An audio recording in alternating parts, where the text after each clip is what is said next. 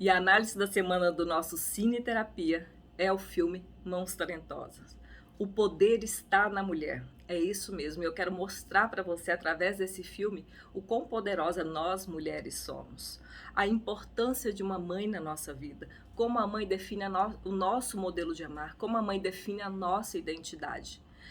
Na semana passada eu fiz a análise do Eutônia, também sobre essa perspectiva.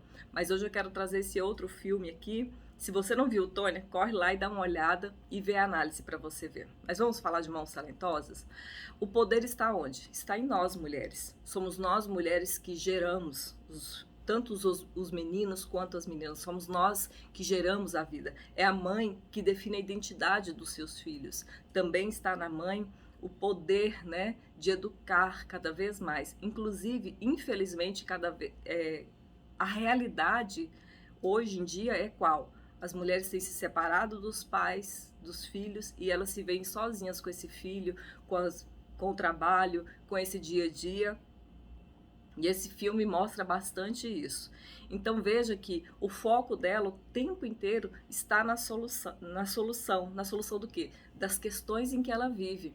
Ela foi uma mulher que foi deixada em um orfanato, uma mulher negra que lida com questões raciais, uma mulher que se viu sozinha toda a sua vida. Ela se casa com um homem que é traficante, que é casado, que mente para ela, que engana ela. E quando ela toma consciência disso, ela decide se separar assim que possível, porque ela fala: não, eu não conseguia me separar porque eu tinha 2 filhos para criar. Mas ela se organiza, ela se separa, ela se torna faxineira, babá, tudo isso para criar e cuidar desses filhos. Mas em nenhum momento no filme mostra ela reclamando, mostra ela se vitimizando. Sim, ela tem uma depressão profunda, ela tem dificuldade para lidar com seus sentimentos, uma sensação de ser burra, uma sensação de incapacidade por não conseguir ler, por não conseguir dar para os filhos aquilo que ela gostaria, mas ela faz todo o seu esforço, todo o possível para entregar para os teus filhos o melhor, aquilo que ela não teve. E chega um momento em que fica muito difícil para ela lidar com os pensamentos, lidar com as questões emocionais dela, e ela vai fazer o quê? Ela vai buscar ajuda. Ela chega ali naquele psiquiatra e diz: olha, eu estou na escuridão, né? Naquele momento ali onde ela está no fundo do poço, lidando com os filhos, lidando com todas as suas dores emocionais, com a sua história, com a rejeição, com o abandono, tudo isso, né? Como ela disse assim, quando eu me separei, meu mundo caiu, quando eu descobri a verdade sobre aquele homem que é o pai dos filhos dela, né? E que ela diz ali que foi o amor dela, ela se viu sozinha, o mundo dela desabou. Imagina uma mulher que viveu num abrigo a vida toda e de repente se vê nas dificuldades, se vê novamente enganada. Então, o padrão de escolha de relacionamento. E aí você olha ali ela tendo a coragem de admitir as emoções e os sentimentos dela, não para os filhos, mas sim para um profissional, alguém com capacidade de ajudar. Porque muitas vezes a mulher, na sua dor profunda, ela fere os filhos, ela fere as pessoas à sua volta. Muitas vezes a mulher, na sua raiva, porque ela, se você observar, ela tem muita raiva. Apesar daquela voz branda, quando mexe com os filhos dela, a gente sente, né, a raiva dentro dela e a postura. Só que ela usa a raiva para tomar decisões. Ela usa a raiva para agir. Ela usa a raiva para um posicionamento. Os meus filhos não vão ouvir isso, os meus filhos não vão passar por isso, como os filhos dela passaram por alguma coisa na escola, e ela tomou um posicionamento. Então toda a raiva ela usa para um movimento. Porque raiva, gente, não é um sentimento ruim. A raiva ela pode ser usada justamente para tomar uma decisão. Eu não vou aguentar mais isso, eu não vou suportar mais isso, eu não admito viver essa situação. Então, quando ela está ali naquele psiquiatra, ela admite toda a sua escuridão, a escuridão da sua alma, a escuridão das suas questões pessoais, e ela pede ajuda. E é interessante porque ela fala claramente: eu não tenho como. Eu não tenho condições. E a gente às vezes precisa humildecer, falar: olha, eu não dou conta sozinha, eu não tenho condições, eu preciso de ajuda. E aí ela recebe essa ajuda, ela se afasta desses filhos. E aí ela vai cuidar de si mesma. Não dá pra gente ser uma boa mãe, não dá pra ser uma boa esposa, se dentro da alma está cheio de dor.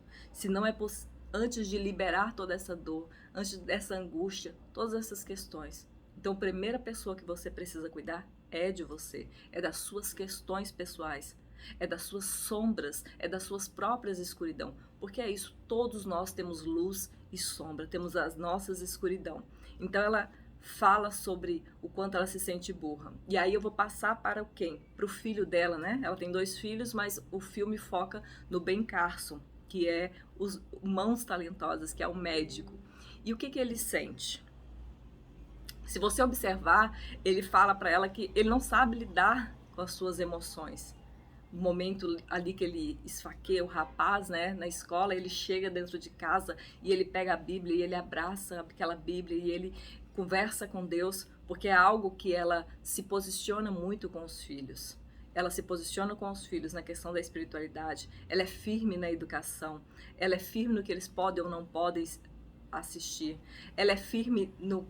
Ela desenvolve eles com a capacidade de você pode, você é forte, você é um vencedor, tá? Então, assim, apesar de todos os sentimentos dela, de que ela sente, ela projeta nos filhos o quê? Aquilo que ela gostaria de ter ouvido. Então, mas o Ben Carson, se você observa os sentimentos dele, é muito parecido com os sentimentos da mãe dele. Um sentimento de inferioridade, um sentimento de ser burro, um sentimento de incapacidade, um sentimento de impotência. Porque é isso, nós muitas vezes, os filhos herdam da mãe o seu sentir. Nós somos gerados dentro da nossa mãe, né? Por 9 meses gerados no emocional das nossas ancestrais, no emocional da nossa mãe, no emocional da nossa avó. Então é por isso que você vê claramente o Ben Carson com todas aquela raiva contida, aquela rebeldia, aquela violência. Inclusive tem um momento em que ele é violento, inclusive com a mãe. Então, se você observa tudo isso que ela engoliu, ele mostra no seu emocional. Por sorte, ela teve essa sabedoria de ser firme com ele, de posicioná-lo e de falar, filho, você pode, você é capaz. Eu acho muito bonito a cena onde em nenhum momento ela diz que ela não sabe ler. Em nenhum momento ela fala para os filhos, não, soletra aí para mamãe. Mamãe está sem óculos de leitura. Em nenhum momento ela passa escassez ou ela passa pobreza para esses filhos. A mulher sábia edifica a tua casa. Então, para e pensa, como que você tem se relacionado com você? Como você fala com as pessoas à sua volta, tá? Então, aí ele vai crescendo, vai se desenvolvendo, ela vai apoiando e ele vai desabrochando. E cada vitória dele, ela celebra com ele. Cada vitória, ele vai galgando cada vez mais. Até que ele chega aquele dia na igreja onde ela não pôde ir, né? E aí ele toma a decisão, eu serei médico. Por que ele se torna médico? Vocês já pararam para pensar? Os filhos se tornam aquilo que a mãe precisa. E o que a mãe precisava? A mãe precisava de cuidado, a mãe precisava de um médico. E de quê? Do cérebro, né? Ele fala que o cérebro é a coisa mais importante, que o cérebro é mágico. Então, se você vai olhando e você vai vendo o quão conectado está um filho com a sua mãe. E se você observa, ele escolhe uma esposa exatamente igual à mãe dele, que empodera ele, que coloca ele para cima, que ajuda ele nos estudos. É assim, nós escolhemos para nos relacionar com pessoas igual à nossa mãe ou igual ao nosso pai. A gente vai buscar nos nossos parceiros aquilo que nós aprendemos como referência de amor. Nós buscamos o nosso pai ou a nossa mãe no nosso parceiro. É tudo uma escolha inconsciente, tá? Deixa eu ver aqui as minhas questões. Ah, sim. Olha, ela mesmo como faxineira, mesmo como babá, ela se arrumava. Ela saía para trabalhar super bem vestida, super arrumada. E ela sempre valorizou as coisas boas, ela sempre valorizou o estudo, ela sempre valorizou o melhor, como dar o melhor para os filhos, como dar o melhor dentro do possível para eles, sem transferir suas dores, sem transferir os seus traumas, apesar de que eles já herdaram esses traumas, já herdaram essas dores, como eu falei para você, tá bom? Ela fazia o trabalho com amor. Então, quando o chefe dela, o patrão dela, fala, nossa, você limpou a cozinha, ela fala assim, eu faço o melhor que eu posso. Tá? Olha o barulho aqui, gente, do cortador de grama. Vamos continuar. Então, eu acho que é bem interessante também uma fala sensacional. Eu anotei aqui algumas falas sensacionais para você, que é não se preocupe com os outros, né? Que ele chega e fala assim para a mãe: olha, lá na escola tá o que os outros vestem, o que os outros fazem e o que os outros. Ele muito preocupado com esses outros. E a mãe dele diz para ele: não se preocupe com os outros. O mundo está cheio de outros. De repente você está deixando de viver a sua vida preocupado com os outros, deixando de tomar decisões, escolher o melhor para você. Mas o mundo está cheio de outros. Sabe aquela frase que a nossa mãe sempre dizia assim: você não é todo mundo? Pois é. Então, tá? Quantas coisas o Ben Carson, né, lidou, e a mãe dele também, com julgamentos, com diferenças sociais, com críticas, com bullying. E aí a gente precisa ir superando tudo isso, superando todas essas dores, superando todos esses traumas. Muita gente se recolhe a isso e chora e não vai pra frente por essas questões, tá? Outra coisa que eu quero falar aqui pra você, as nossas vozes internas. Se você olha, tem uma hora que ele tá muito cansado e que ele dorme e ele visualiza, né, que ele tá ali no quadro escrevendo, e aí vem a voz interna, vem o que? A mãe dele, ele visualiza a mãe dele. Sabe esse diálogo interno que você tem dentro de você? Pois é, esses diálogos internos, essas coisas internas, se você começar a prestar atenção, é uma voz ou do seu pai ou da sua mãe. Uma voz de crítica ou uma voz de elogio. Isso vai depender muito de como você foi moldada, do que você ouviu ao longo da sua história e ao longo da sua infância, tá? Então, o que mais que eu trouxe aqui pra você? Aí você pensa assim: ai, Eliette, muito triste porque eu não tenho uma mãe assim. Eu não tive uma mãe que me ajudou, eu não tive uma mãe que me incentivou, a minha mãe foi crítica comigo, ou meu pai, ou a minha identidade está toda destruída. Deixa eu falar uma coisa pra você. É tempo de você crescer e amadurecer e se maternar. Porque a maior crítica hoje sua é você mesma. A pessoa que te julga, a pessoa que te critica, a pessoa que te fala que você é incapaz, a pessoa que fala que você não pode, é você mesma. Imagine você o tempo todo te colocando para cima. Imagina se você que está aí me assistindo, que é dura com você, que te cobra, que nada é bom o suficiente, se a partir de hoje você começar a te acolher, te abraçar, te amar, te elogiar, falar parabéns, você consegue, vai lá, se você errar, tá tudo bem. Tem um momento, inclusive, sensacional que ela fala, sabe, isso, descubra, filho, o que está te bloqueando. Né? Quando os filhos dele morrem e ele tem uma cirurgia para fazer, que foi a primeira cirurgia da separação das gêmeas, a mãe dele chega para ele e fala: filho, você precisa descobrir o que te bloqueia. E mesmo se você falhar, tá tudo bem, você fez algo. E aí ela diz para ele: você sabe o que te bloqueia? Que era a dor da perda dos filhos, que era a sensação de raiva, a sensação de injustiça, né? Porque é algo que ele experimentou uma vida inteira, raiva, injustiça, toda essa questão racial, toda essa... E aí ele trabalha, ele se esforça, e aí vem os filhos dele e morrem. Então o que nos bloqueia?